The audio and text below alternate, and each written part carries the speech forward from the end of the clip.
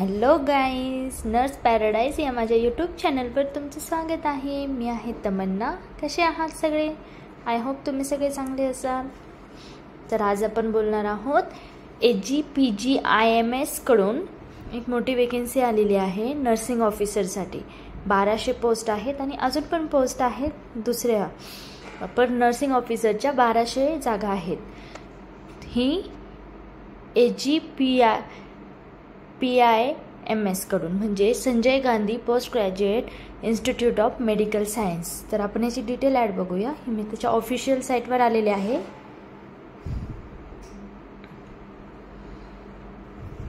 बघूया त्याची डिटेल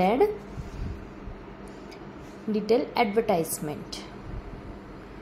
तर online application form are expected to be active shortly. पण याचे फॉर्म फिलिंग स्टार्ट झालेले आहे. 18/6 पासून याची फॉर्म स्टार्ट झालेले आहेत. लास्ट डेट याची असणार आहे 18/7/2025. तर आपण बघूया ही ॲड काय आहे.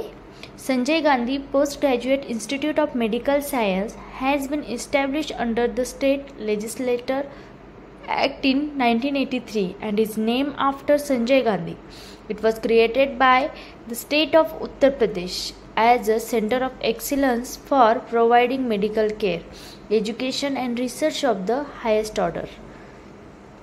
तर हे AGPGI बद्दल सांगितलेलं आहे. वन पोस्ट बद्दल बघूयात. तर in addition it offer senior residency training programme, BSc nursing, MSc nursing course, BSc MSc paramedical technology courses in allied science are offered by the college of medical technology.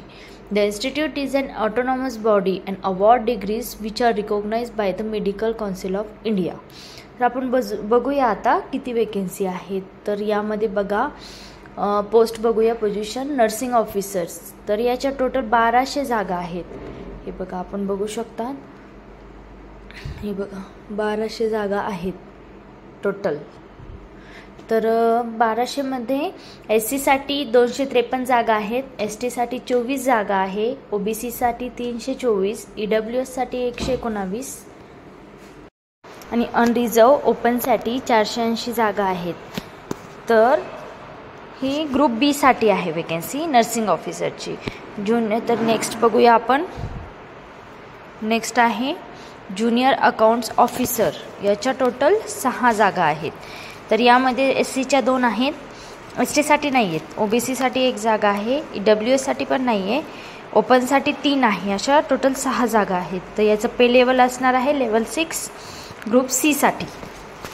Next बघूया आपण technical officer CWC बायोमेडिकलसाठी. तर याची total एकच post आहे, ती SC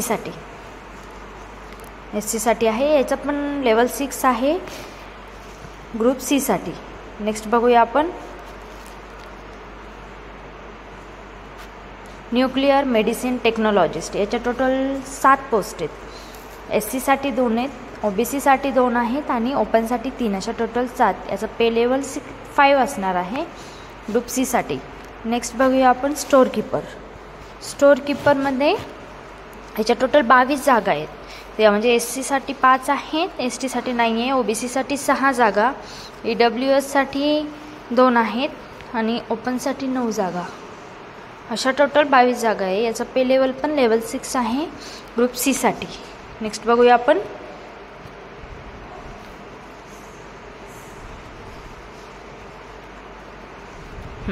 medical social service officer grade 2. याच्या total 2 जागा आहेत, त्या ओपनसाठीच आहेत. तर लेवल 6 आहे याचा पे स्केल ग्रुप सी साठी. नेक्स्ट आहे सिनियर ॲडमिनिस्ट्रेटिव्ह असिस्टंट. याच्या टोटल 32 जागा आहे. SC साठी 7 आहे, ST साठी 1 आहे, OBC साठी 8 आहे, EWS साठी 3 आहे आणि ओपन साठी 13, अशा टोटल 32 जागा आहेत. तर याचा पे लेवल असणार आहे लेवल 4 ग्रुप सी साठी. नेक्स्ट बघूया आपण स्टेनोग्राफर. याच्या टोटल 64 जागा आहेत. समजलं तुम्हाला? 64 जागा. तर यामध्ये SC साठी 13 आहे, ST साठी 1 आहे, OBC साठी 18, EWSला 6 आणि ओपनसाठी 26, अशा 64 जागा. याचा पे लेवल 4 आहे ग्रुप सी साठी. नेक्स्ट बघूया आपण CSSD असिस्टंट. तर याच्या टोटल 20 जागा आहे. SC साठी 4, ST साठी नाही आहे तिथे जागा,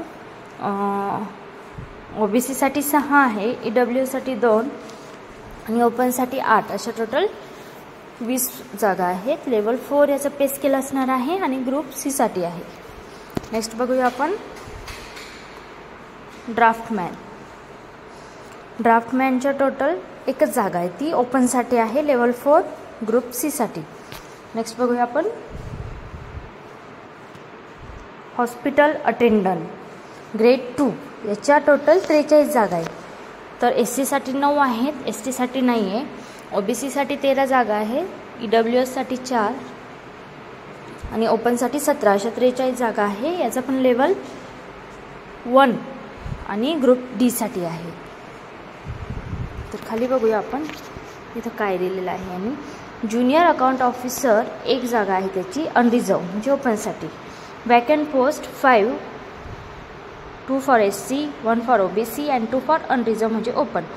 post are anticipated and will be filled as and when the vacancy arise.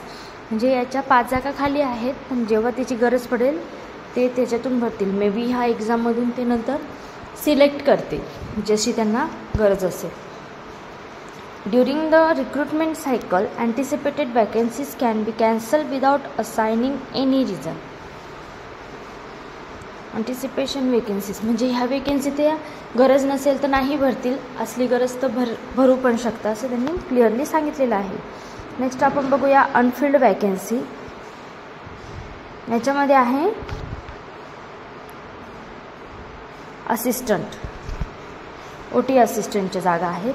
तर याच्या टोटल 81 जागा आहेत. SC साठी 21 आहे, SC साठी 2 आहेत, OBC साठी 30 आणि ओपनसाठी 28, अशा टोटल 81 जागा असणार आहे. लेवल 5 याचा पे स्केल आहे फॉर ग्रुप सी. नेक्स्ट आपण बघूया for backlog vacancies which are not publish in the advertisement separate CBT will be conduct. याची सेपरेट एक्झाम होणार आहे, computer based taste.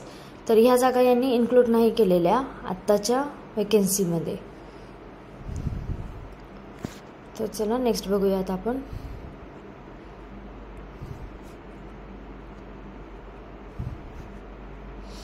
General instruction बघूया. यामध्ये इन्स्ट्रक्शन काय दिलेले आहेत.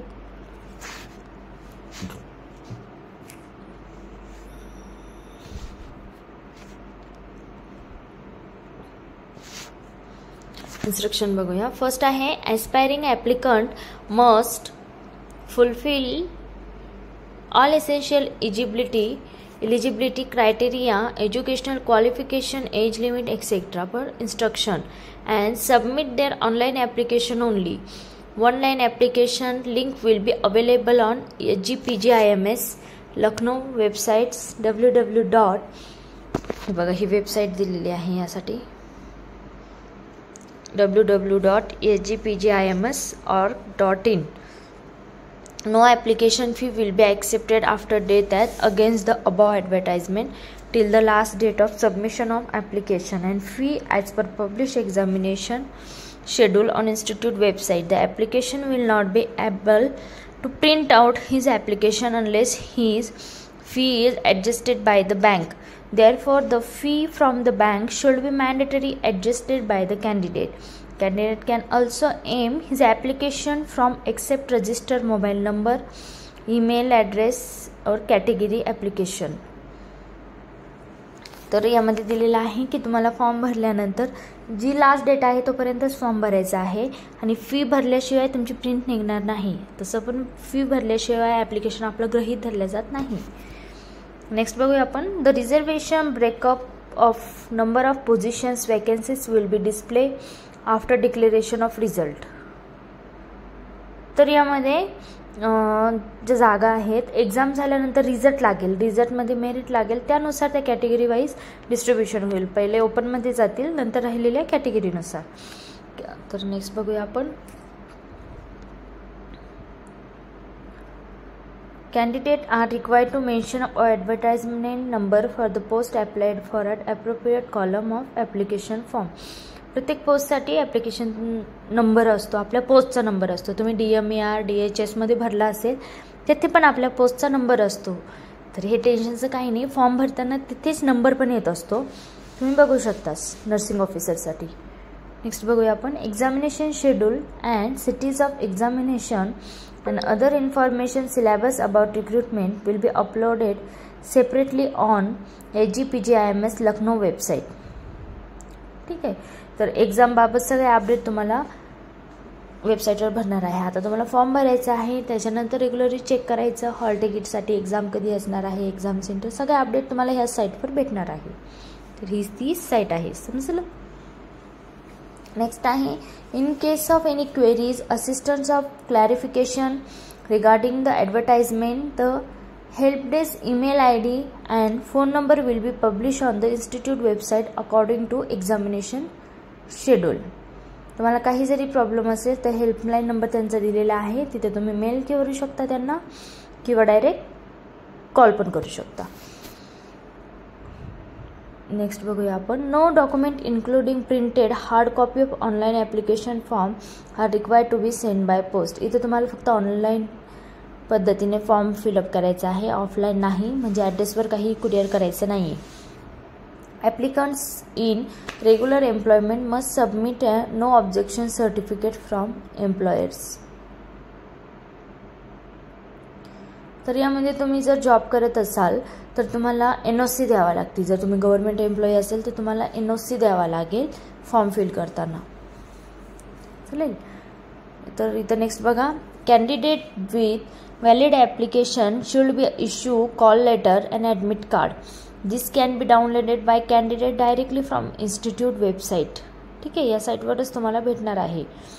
तर याची एक्झाम बघा No TA/DA should be admissible for appearing in written test, skill test, interview.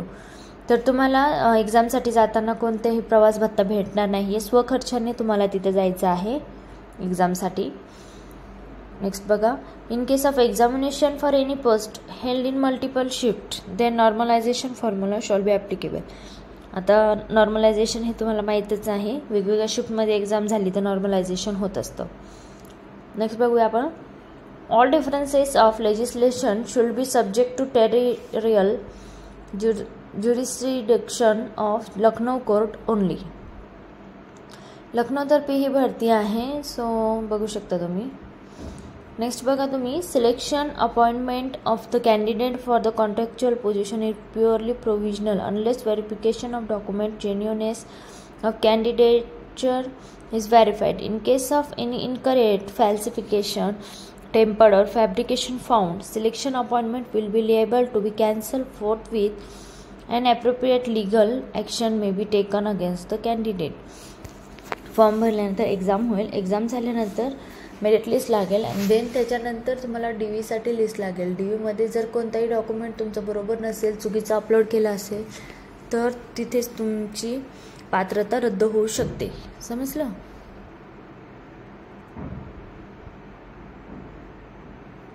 Next बघा याचं आपण ॲप्लिकेशन फीज बघूया. ठीक आहे, हे बघा ॲप्लिकेशन फीज. तर application fees is not refundable in case any circumstances and the amount is an under. म्हणजे तुमचं रिफंड होणार नाही जरी तुम्ही एक्झाम दिली नाही किंवा दिली तरी. यामध्ये बघा फीज किती आहे तुम्हाला. अनरिझर्व ओपनसाठी 1000 आहे प्लस GST 18% म्हणजे 1180 रुपये फीज असणार आहे. OBC EWS साठी 1000 आहे, 180 GST म्हणजे त्यांना पण 1180 आहे आणि SC ST साठी 600 प्लस 108 रुपये GST म्हणजे 708 रुपये त्यांना फीज असणार आहे. Candidate belong to other category shall have to pay fee according to the original category. कॅटेगरीनुसार ही फी आहे. नेक्स्ट बघूया आपण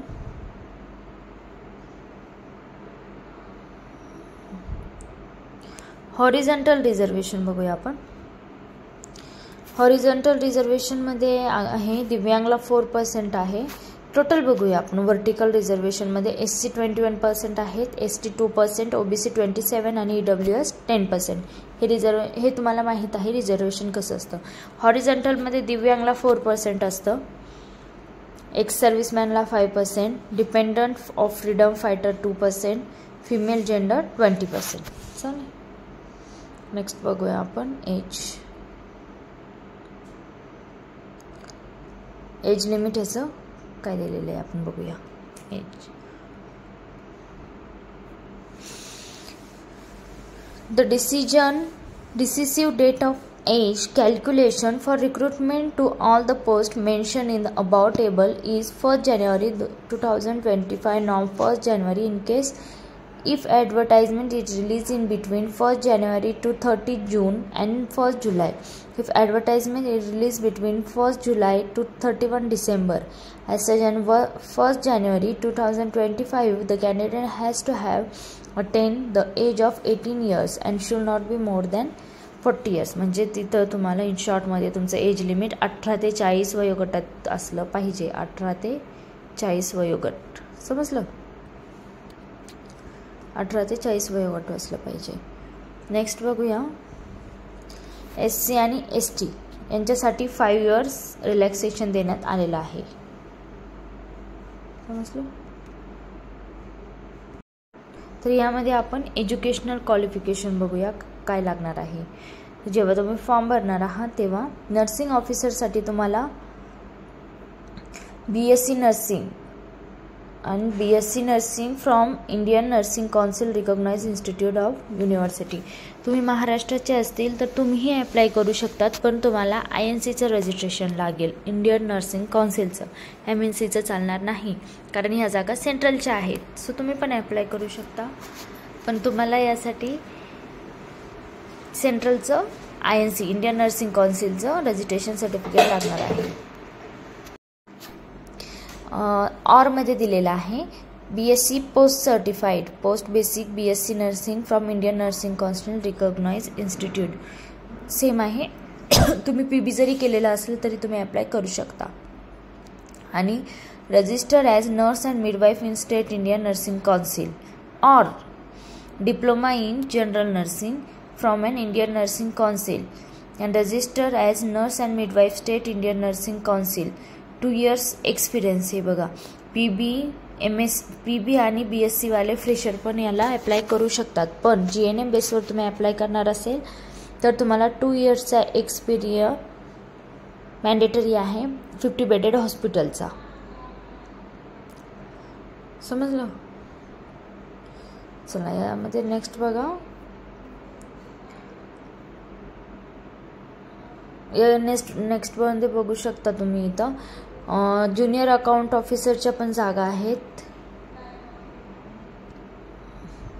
अकाउंट यासाठी तुम्हाला BCom + 2 yearsचा एक्सपिरियन्स पाहिजे. नेक्स्ट आहे टेक्निकल ऑफिसर. यासाठी डिग्री पाहिजे तुम्हाला इलेक्ट्रॉनिक ग्लास टेक्नॉलॉजी म्हणजे रिलेटेड फील्डमध्ये डिग्री किंवा डिप्लोमा असेल तर 3 yearsचा एक्सपिरियन्स पाहिजे.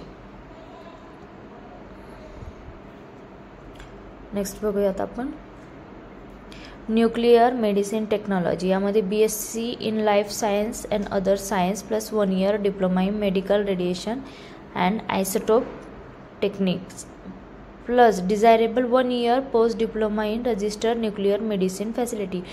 म्हणजे न्यूक्लिअर मेडिसिनमध्ये तुमचं 1 yearचा डिप्लोमा झालेला पाहिजे. जरी तुम्ही डिग्री कोणत्या ह्याच्यावरून केली असेल तरी चालेल. स्टोअर कीपर यामध्ये तुम्हाला post graduate degree diploma in material management and recognise university institute knowledge of computers. Store कीपरसाठी तुमचा पोस्ट ग्रॅज्युएट डिप्लोमा झालेला पाहिजे मटेरियल मॅनेजमेंटमध्ये. नेक्स्ट बघूया आपण मेडिकल सोशल सर्व्हिस ऑफिसर. यामध्ये master degree in social work from recognise university. Experience in line with welfare of health agency preferably dealing with medical and public health services. Next बघूया आपण senior administrative assistant. यासाठी तुम्हाला graduate with knowledge of noting and drafting and knowledge of computer. Typing speed is 30 words per minute in English or 25 words per minute in Hindi हे पाहिजे तुम्हाला typing speed. Experience यामध्ये तुम्हाला minimum 1 इयरचा experience पाहिजे government किंवा private सेक्टरला. Next आपण बघूया stenographer. स्टेनोग्राफरसाठी तुम्ही कोणत्याही फील्डमधले ग्रॅज्युएट असला तरी चालेल.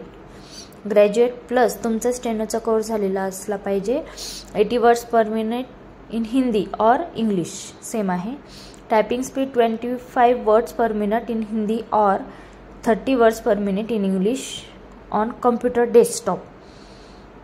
नॉलेज इन कम्प्युटर ॲप्लिकेशन हे सगळं मॅन्डेटरी आहे तुम्हाला या पोस्टला अप्लाय करण्यासाठी. नेक्स्ट आहे CSSD असिस्टंट. यामध्ये 12वी पाहिजे तुमची in science with diploma in CSSD. Failing with 3 years experience in CSSD in last teaching hospital. यामध्ये CSSD तुम्हाला 12वी झालेलं पाहिजे प्लस CSSDमध्ये डिप्लोमा झालेला आणि त्यावर तुम्हाला 3 वर्षाचा एक्सपिरियन्स पाहिजे चांगल्या हॉस्पिटलचा. ड्राफ्टमॅन यामध्ये तुम्हाला 10वी झालेलं पाहिजे, त्यावर तुम्हाला 2 इयरचा एक्सपिरियन्स पाहिजे. 2 इयरचा डिप्लोमा कोर्स झालेला पाहिजे सिव्हिल ड्राफ्टमॅनशिपचा फ्रॉम ITI और इक्विव्हॅलंट फ्रॉम रिकॉग्नाइज इन्स्टिट्यूट. यामध्ये बघा तुमचा 10वी प्लस ड्राफ्टमॅनचा कोर्स झालेला पाहिजे. नेक्स्ट बघू शकता तुम्ही हॉस्पिटल अटेंडन्स. यामध्ये तुम्ही 10वी पास असला तरी चालेल आणि experience of having work in civil and military hospital और इन नर्सिंग होम. म्हणजे तुम्ही 10वी झालेला आणि पहिले तुम्ही कुठं काम केलेला एक्सपिरियन्स पाहिजे. नेक्स्ट बघूया आपण बॅकलॉग अनफिल्ड वॅकन्सी. ह्या वॅकन्सी यांनी ॲड केलेल्या नाही आहेत पण मेन्शन केलं आहे. बघूया आपण OT असिस्टंट. यामध्ये BSc anaesthesia and operation theatre technique, BSc OT technology, BSc anaesthesia technology from recognise institute. यामध्ये BSc पाहिजे तुम्हाला OT असिस्टंटसाठी. तर यासाठी तुम्हाला ॲप्लाय कसं करायचं आहे ते बघूया आपण. How to apply. तर यासाठी तुम्हाला www.agpgims.org.in वर जायचं आहे ऑफिशियल साईटवर. तिथून तुम्ही ॲप्लाय करू शकता. यासाठी तुम्हाला डॉक्युमेंट बघा. Recent scan colour photograph JPG format. तर फाईल साईज 80 KB पाहिजे. Scan signature file size 80 KB पाहिजे.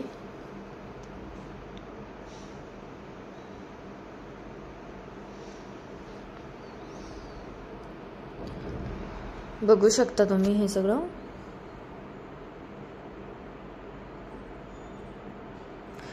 ईमेल ID, मोबाईल नंबर पाहिजे. Signature, scan image, marksheet 10, 12 diploma degree जे असेल त्याचे ओरिजिनल डॉक्युमेंट पाहिजे.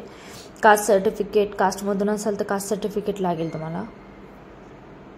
तर या प्रकारे तुम्ही फिल करू शकता. हे बघा इथं स्टेप्स दिलेले आहे. या स्टेप्स तुम्ही फॉलो करून फॉर्म भरू शकता. सो आजच्यासाठी एवढंच. आय होप तुम्हाला समजलं असेल. काहीही तुमचे क्वेश्चन असेल तर तुम्ही कमेंटमध्ये मला विचारू शकता. I am always here for you. तुमच्या प्रत्येक क्वेश्चनचा आन्सर मी देईल. सो काळजी घ्या आपली पण, घरच्यांची पण. आणि आजसाठी मी पुरे करते. चला bye. Like, share and comment. Subscribe my channel. Thank you.